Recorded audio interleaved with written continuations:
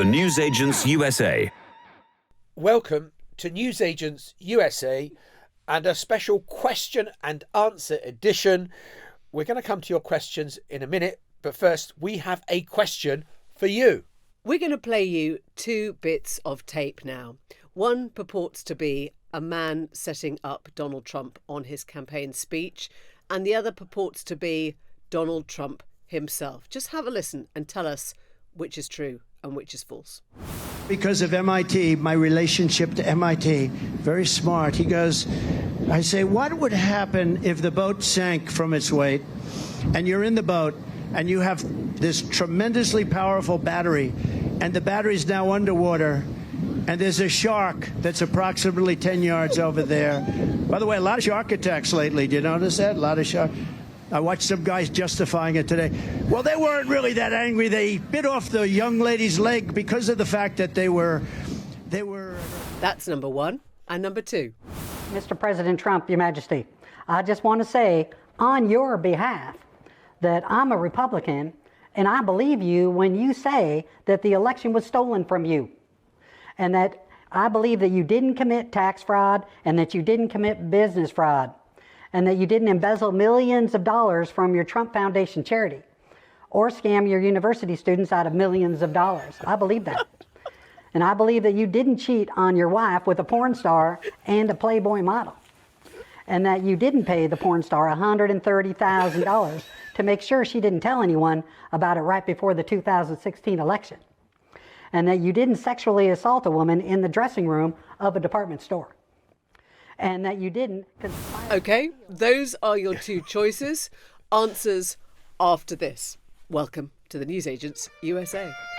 The Newsagents USA. It's John. It's Emily. Oh, come on. We can't let people in suspense. You heard one clip of Donald Trump saying surreal things about boats being too heavy and the car battery goes in the water and there's a shark some distance away. And have you noticed the number of shark attacks? And there's a guy very plausibly saying he doesn't believe all these attacks about Donald Trump. You know I'm all for delayed gratification, and I put quiz answers at the end of the episode, or even tomorrow. But okay, we will tell you. Will we tell you? I don't know. Save it to the end if you want to. Yeah, you should definitely watch our video clip of this because they are both, in their own way, unbelievable. Priceless. Gold. Anyway, we are promised your questions. So that was enough of Maitlis and Sopel and their question to you. John, Emily, if you could have been a political journalist on any US presidential campaign in modern history, post-World War II, which would it have been? Okay, so I am going to, I think, surprise you. Okay. I'm going to say the Gore-Bush campaign of 2000. I mean, arguably the longest campaign ever, ended mid-January with lawyers. But I choose it for different reasons.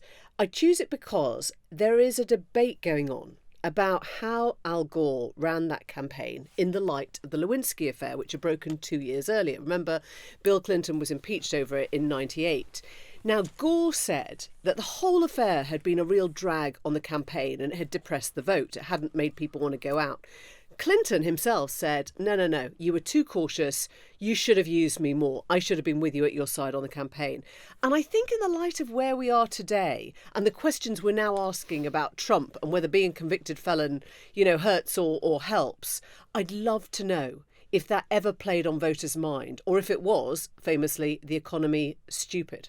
I've got to tell an anecdote about this because in 98, when I was a political correspondent at Westminster, I suddenly got a call from the news desk at Westminster saying, can you go to Washington? And I said, yeah. And I kind of scuttled to the airport.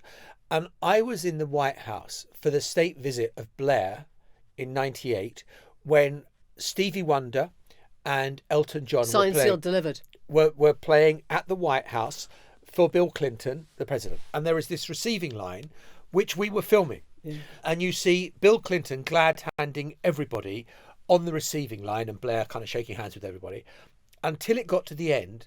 And it was Tipper Gore, Al Gore's wife, the vice president's wife. And Al Gore's wife, Tipper, crossed her arms and Bill Clinton crossed his arms.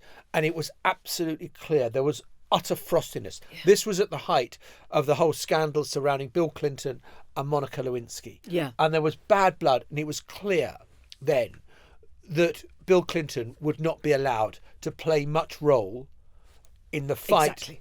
for the presidency one in of the 2000. things that has played on my mind for years has been the way Monica Lewinsky was treated, not just by Republicans and the Ken Starr committee, but by Democrats who all rallied to Clinton's side and said, "Oh, stop it! You're just trying to make this political." They probably should have had a much bigger duty of care to whatever she was going through at the time. Horrendous for a young intern of sort of late teens, early 20s. But I think the question that we're asking this time round is, do voters care? Did they care then? Do they care now? I mean, Gore didn't get elected, right? You could say that it was because of the way the Chads and the Florida and the Supreme Court worked against him, or you could say it's because he didn't have the personality, perhaps the charisma that Clinton did. Reimagine the world with a Gore win, right? Probably no Iraq War. Oh, no. I don't know. No, you'd have still had 9/11. You'd have still had 9/11, I don't know. which led to Would you have had a massive rethink on climate change, or did he only discover the sort of climate change messiah sort of angle after he lost? I don't know. Or you can replay every single campaign as a sort of I suppose the campaign that I would have loved to have been on was the Kennedy versus Nixon in 1960, which was an incredibly closely fought election, but it felt like it was a change election. It was the first TV debate for a start. It was the sudden new modern age of John F. Kennedy, telegenic, charming, complicated background, against Richard Nixon, who seemed rather swarthy and sweaty and kind of uncomfortable with this kind of image politics. And it just seemed to me that election epitomised change. Now, if Richard Nixon had been more of a dirty fighter, he would have questioned some of the results that came in that election, which could have tipped it in his favour, particularly what happened in Illinois. And he didn't. He just took the result and accepted that he had been and went defeated. from being a loser to then becoming a winner, using that very clever kind of dark sloganeering. Do you remember he talked about the silent majority? Yeah. Are you thinking what we're thinking? Not a million miles away from the dog whistle sort of covert racism that Nigel Farage uses today. Yes, and I suppose the other campaign, just at the end of this question, Teresa, we probably think we'll just do every single campaign that we'd like to have been on, which is all of them. No, I mean, I would just say that you and I were both lucky enough to be in the US in 2008 for the Obama first term election, when it really did feel like something seismic had happened. And I remember driving back into Washington at 2 or 3 in the morning from being out in Virginia, where we'd been reporting from, and getting into DC. And every time you stopped at a traffic light, people were getting out of their cars and hugging each other, total strangers. And you just thought, my God, something really profound and moving has happened here in America. Yeah, I'm going to undercut this with pathos now by saying you and I were both on the BBC News channel when we were sort of filling for an Obama event, and it was about he got all these youth workers to repaint a community youth centre. Yeah. And for about half an hour we were literally talking, watching paint dry. Yeah, it was the living metaphor of that. Right. Question 2. Do you believe Hunter Biden's conviction will have any impact on voters? Seems to me it would be jumped on by people already convinced they'll vote Republican, not really sway anyone intending to vote for the Democrats, swing voters perhaps. Are there bigger issues on voters' minds? That's from Cameron. I think it's a great question. And I think, look, we have covered extensively on Newsagents USA the trial of Donald Trump, the 34 felony counts that he's been found guilty of in the case of the hush money case and the money paid to Stormy Daniels. And we've also covered the charges, unsubstantiated from MAGA world, that this was the weaponized Department of Justice that Joe Biden had set up to kill off his opponent. Well, if Joe Biden had such control over the Department of Justice about who gets prosecuted and who walks free, why did he allow his son to be put on trial and to be found guilty? And I think it's a good redress to some of the ridiculous claims we have heard about this case. If I didn't know better, and at the risk of being called a conspiracy theorist, I would think that this whole trial was a perfectly contrived prosecution, dreamt up by Democrat strategists because the contrast is so stark. It allows Biden to put clear blue water between the way he's dealt with the rule of law and Trump has. He's watched his own son being convicted without insulting the judge, without threatening jurors, without calling the law a witch hunt or a rigged result. And he's also actually shown what his priorities are in terms of family, the importance of family connections. Jill Biden, his wife, has been at Hunter Biden's side every day. They left the trial together holding hands, and Hunter's first remarks were that, I think he said, the love he felt surrounding him during the trial were better than the disappointment mind, not, wrong result at the end. And I think arguably this is so politically helpful to Biden. Once you take the personal pain out of it, it kind of looks like a Democrat win. I mean, that sounds really cynical, but I do think that. I think there are elements of that. And I think that, frankly, the weird thing is that if the Democrats wanted to say it's a conspiracy theory and a weaponized Department of Justice against Hunter Biden, they would have a case. I have just read there is no other case in America where someone has been faced federal charges for filling in a form incorrectly to buy one gun. Normally, comes if they've bought multiple weapons or weapons have been used in committing a crime. There is no such crime. He was a crack addict and he bought a gun and didn't fill in the form honestly. In normal circumstances, that wouldn't have come to trial. Because it was Hunter Biden, it did. Can I just quote Henry Mance at the FT, who says, "This has astonished everyone in the rest of the world who didn't know that America had any gun laws or drug laws." Yeah, exactly. But I think going back to the question, look, I think it makes it more difficult for Republicans to say, poor Donald Trump, he is the victim, he has done this. And just one other difference, just to kind of, a technical difference between the Trump case and the Hunter Biden case. The Trump case had nothing to do with the Department of Justice. It was a district attorney in New York. It was not a federal case which was sanctioned by the Department of Justice. This one is. This one is. You see, I told you it's all been set up by Biden to make him look good. No, the other thing I'd say that makes it complicated, I think, for Republicans is that this is a Second Amendment case, right? The right to bear arms. So you've got all the MAGA weirdos like Matt Gaetz saying, I don't really understand what he did wrong, right? The idea that you'd sort of come near anything that looked like you were making up laws for gun owners is kind of quite anti-Republican. So the impact it will have, I don't know. I think it's a marginal one. I think the impact, if we're assessing what is the impact, I think the impact is Donald Trump being found guilty. That is the one that has probably moved the dial a little bit against Donald Trump. Because Donald Trump is actually standing for president and Hunter Biden isn't. And what do you do, for example, end of next week, end of the week after, we've got the first debate between Biden and Trump. What does Biden do when Trump turns round and says, I may have these felony charges, but your son has been found guilty in a federal court? If I was Joe Biden, I'd just say, Hunter Biden's not on the debate stage. Yeah. You are. You are. Right. Next question is about religion. I'm an expat newish American citizen. I'd love to hear an open discussion about the role of religion, especially Christianity and Catholicism in American politics. Very actually different things in a way. Why does it play such a big role in almost everything, especially Republican politics where it seems interwoven? It's such an interesting question, Mark. So where I lived when I was in Washington, within 400 yards of where I lived, there were 40 churches, 40.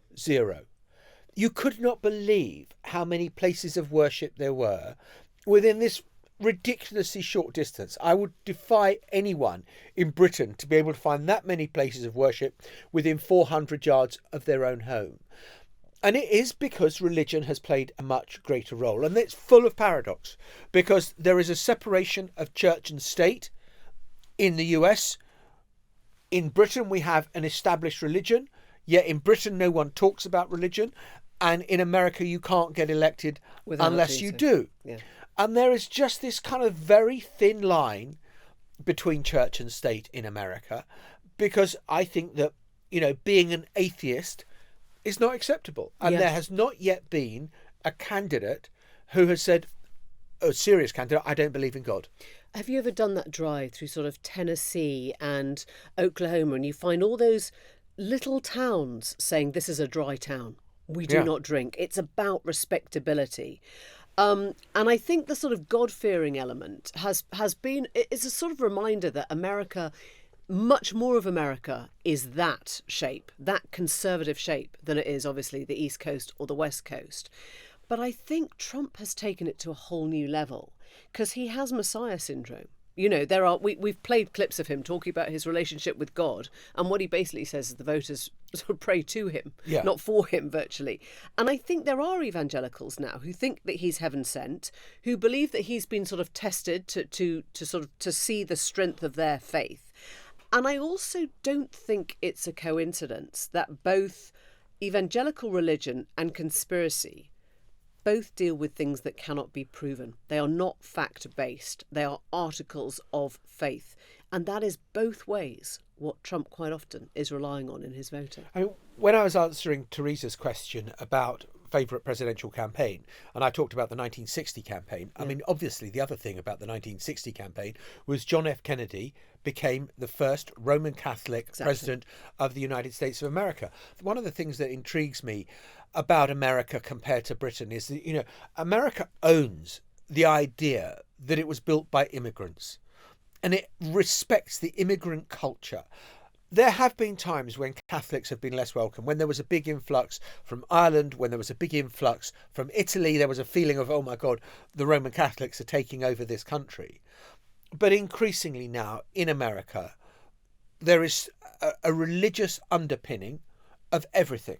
I think Biden is off to meet the Pope, I think, this week. Yeah. And I mean, they have forged a really close relationship. And Biden, when I lived in Georgetown, every Sunday we would see him go to the Catholic Church. Yeah. You know, it was very much a part of his life, a really important part of his life. Well, welcome back. And this question is from Alice in Edinburgh. When do you think we will see a female president? Maitlis. Well, if Biden wins, I reckon that he won't do the full 4 years. So I think we could see Kamala Harris as president. They will not be discussing that now because it scares the horses, because Hillary was famously meant to break the glass ceiling, but she didn't. And if Kamala becomes the first female president, she will do so because Biden is either incapable or dead, and they won't want to tout that as a possibility right now. I guess that takes us on to Trump's running mates, potentially. Does he pick a woman? I think that's pretty likely. Could she then become a front runner? Yeah, I mean, it might be somebody that America is not particularly familiar with now, because generally it tends to be the parties of the right that break those taboos before the parties of the left. That's so interesting. So I agree with you on Kamala most likely, and I'd put Nikki Haley second in 28, because I think that everything she is doing now, everything is calculated towards a run at 2028. The fact that she's buried her differences with Trump and says she will vote for Donald Trump in November, even after all that she said, that is a sure sign of somebody who wants to keep in with the MAGA crowd enough that she will be able to say to them, I wasn't anti-Donald Trump. You can vote for me in 28. I will give you the best chance of winning the White House. And I don't want to mean, when I say break the taboo, I don't actually mean it's taboo to have a female president. I would not believe that, as you can imagine. But I just mean in terms of the thing that has not yet been done. One of the things that really interests me is about the 2016 campaign, the extent to which it was misogyny that meant Hillary Clinton didn't win the presidency against Donald Trump, or other factors. Look, and I think that there was a degree of misogyny, undoubtedly, and there was an awful lot of people who just couldn't bear the idea of a woman president, coming particularly after 8 years of a black president. You know, prejudice is alive and well in America. But I also thought she ran a bloody awful campaign. I remember the stalls around the Republican convention, and the merchandise was off the charts disgusting, you know, really, really vile. But I would probably flip it. I think Republicans had decided they hated Hillary already, and the way they showed it was in a really low way through misogynistic sloganeering. I don't think it was just misogyny. I think they decided that politically she wasn't for them, but that was how they expressed it. It manifests itself in very, very misogynist language. See, honestly, I think if she'd run a better campaign, if she had fought in Michigan and Wisconsin, she could have easily won in 2016. So to say it's misogyny, although there are very strong elements of misogyny, I don't think that quite cuts it as an explanation for why Hillary lost. I think it was a pretty, strategically a lousy campaign. So, I mean, in answer to Alice's question, you think quite soon? Yes. Yeah. Next question. If Biden and Trump weren't running, who would you think would be best to run for POTUS for both the Republicans and the Democrats? And that question, thank you, is from Helen. Go on, you go. So I think that if Biden weren't running, there are two main competitors for that. Very different.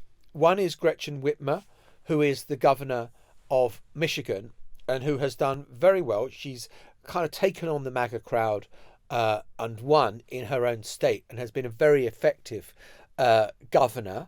Not as kind of flashy as some, but very effective, telegenic, smart, capable. The other is Gavin Newsom, who is the governor of California. And he as well, what he's done, which is really interesting, is that he's gone onto Fox News quite regularly to be a guest, to take up the questions from Sean Hannity and others. He's sort of become the Wes Streeting, hasn't he? He'll take the fight to the right wing. Yeah, exactly. And I think he's done that quite well. And his ex-wife is now the fiancée of Trump's eldest son. So he kind of knows the MAGA crowd from the inside. And they are in London next week. Donald Trump Jr. and Kimberly Guilfoyle are at a dinner, Republican fundraising dinner in London, venue, don't know, someone's private home apparently, 100 people invited. They reckon they've already raised $2 million for it. I just thought I'd throw that in. I don't think that's very much. Well, for 100 people? Yeah. I mean, they're going to be rich, aren't they? They are going to be rich. You get $5,000, you get a seat in the room. I think $50,000 you sit with Donald Trump Jr. I think he makes more by just, getting convicted. I'm going to say my pick for POTUS, Democrats, somebody who's not even running, would never run, Antony Blinken. I just think he's really sure-footed on the international stage. He looks weirdly presidential. He's Biden's Secretary of State. He's been, doing all the shuttle diplomacy with the Middle East recently. He plays a mean guitar solo. He's done the sort of Ukraine Zelensky stuff as well. And for some reason, we put this sort of divide, don't we, between... I mean, he sort of comes under the civil service side of things rather than professional politician side of things, right? I mean, would he stand? He could stand. He's not a professional civil servant. He's an appointee I suppose he of is, Joe Biden. Yeah, he's not like. But I've never seen him. I mean, he's always been part of campaigns. I've never seen him stand on any political stage to get elected. Yeah, I mean, he's been backroom staff with Joe Biden for a very long time. Yeah. Rather than front line. He's obviously been much more front line because of the Gaza crisis. If there is a peace deal, his share price will go up considerably. He would be the first Jewish president of the United States of America, which would be, something in itself. I don't know whether he would want to run or not. We haven't discussed. I'm going Republican. Yeah, go on then. So my Republican choice is a cheat, right? Because I'm going to say Liz Cheney, somebody completely unrelated to the modern embodiment of the Republican Party, famously the woman who stood up to Donald Trump over the January the 6th attempted coup and actually went on to the committee, became the vice chair of that committee that sought to actually tell the story of what happened on January the 6th. But she is a staunch Republican, in terms of how she votes, in terms of her conservative values. She remains completely Republican, daughter famously of Dick Cheney, who was in the Bush administration. And I cannot imagine a world in which Liz Cheney would ever become the Republican nominee. But I would say, boy, she's the one that got away. Yeah, oh, totally. It is just impossible to imagine when the Republican Party is a wholly owned subsidiary of Trump Enterprises, how Liz Cheney even finds the oxygen to breathe in the room because they hate her so much. Even though on every voting matter, apart from January the 6th, she is staunch Republican.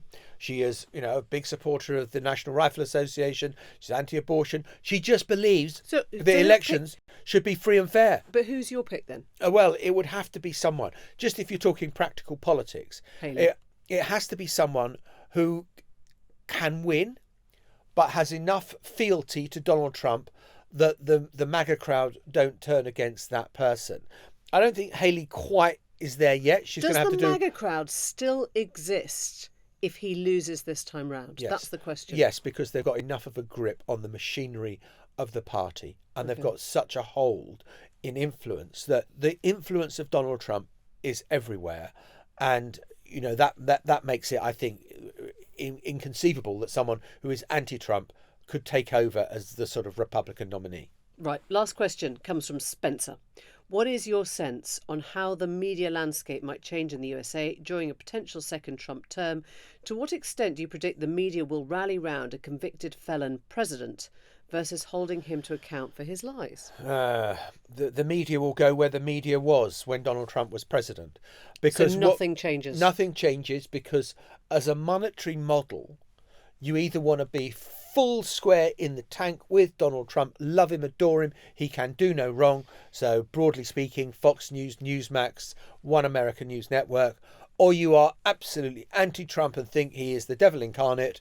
You are MSNBC, you are CNN, and you've got the mainstream network channels, so that's CBS, NBC and ABC, all broadly speaking kind of a bit neutral, but tilting against Donald Trump. And I don't think it will make any difference whether there's a Trump second term. There'll be the antis, there'll be the pros, and nothing will divide the two. I would say that this is the biggest question for the media. It's a really awkward one because the question you're constantly asking is, do you report or resist, right? Do you try and tell the story of what Donald Trump has done to get to this place? And I don't mean what he's done. I mean everything that has followed him, the convictions, the liability for rape and sexual abuse, the financial convictions as well. Or do you say democracy speaks louder than words? And I guess going back to our little fella at the top, you can shout about all the things that he has done wrong and say you don't believe them, but you ultimately have to leave it to the voter. I mean, I guess that's how it works. One of the questions, or one of the sort of the framings that we have of our own media versus America, the respected position is that America's very divided, America's very left or very right, and here we have, the sort of fairly politically neutral centre, and that holds the thing together. I guess the other way of looking at it is, if you didn't have that divided media network in America, then you might not have ever seen the election of Joe Biden, right? You might have needed your MSNBCs, you might have needed your CNNs to illustrate the damage that Trump had done, to actually get the vote out for Biden, to kind of, I don't know, rebalance the politics that seem to be going kind of down one hole. Well, look, if you want to make the comparison between UK and US, look at UK newspapers and how political they are, which you don't have in the US. There are no real strong national newspapers because the country's so bloody big. If you live in Los Angeles, it's the LA Times, or in Chicago, it's the Tribune, or, whatever it happens to be. So there aren't the national newspapers. New York Times, just a little local rag for a few people who live, in New York. Okay, it's reached out much wider than that because of its digital success. But, we have polarised newspapers, but neutral broadcasters, and in America it is the other way round. So final question: if you could hold any position of office in the United States, what would it be? And that's from Sammy in Austin in Texas, presumably. Secretary of State, of course. I just want to be on the jet the whole time. Do you? Yeah. Do you know what I want to be? President. No. What? First Lady. I think First Lady of the United States of America is able to do wonderful things that are, broadly speaking, non-controversial, that garner a lot of support, that are sort of above the political fray, and that actually, in a weird kind of way, the smart First Ladies have a great role to play. Roosevelt. Yeah. I'm not sure your heels are up to it. Well, okay, I'd have to do something about my heels. I'd probably have to get a waxing and stuff like that. But I think that the first lady, and let's face it, because there's not been a woman president, we haven't had a first fella or whatever it would be. Okay, I'm going to start the Linda for President campaign. Yeah, What exactly. can I say? What more can we say? Right, before we go, we played you 2 clips at the very beginning of this episode. We asked you which one was real, which was fake. We're going to play you the fake in full now to see you out. And all that stuff about sharks and batteries, yeah, that was vintage Donald Trump. He said it on the stump when his autocue went down. You're not complicit in the attempted hanging of your vice president, and that you did not commit child rape with Jeffrey Epstein, and you did not sexually harass over 25 women who came forward accusing you, and that you really didn't enter the Miss Teen USA changing room where girls as young as 15 years old were undressed. And I believe you. I just do. I don't believe that you stole classified documents, hid them in your bathroom, and obstructed attempts to get them back by the government. I don't believe it for one sec. And I believe you did not extort Ukraine to interfere in an election. The News Agents USA.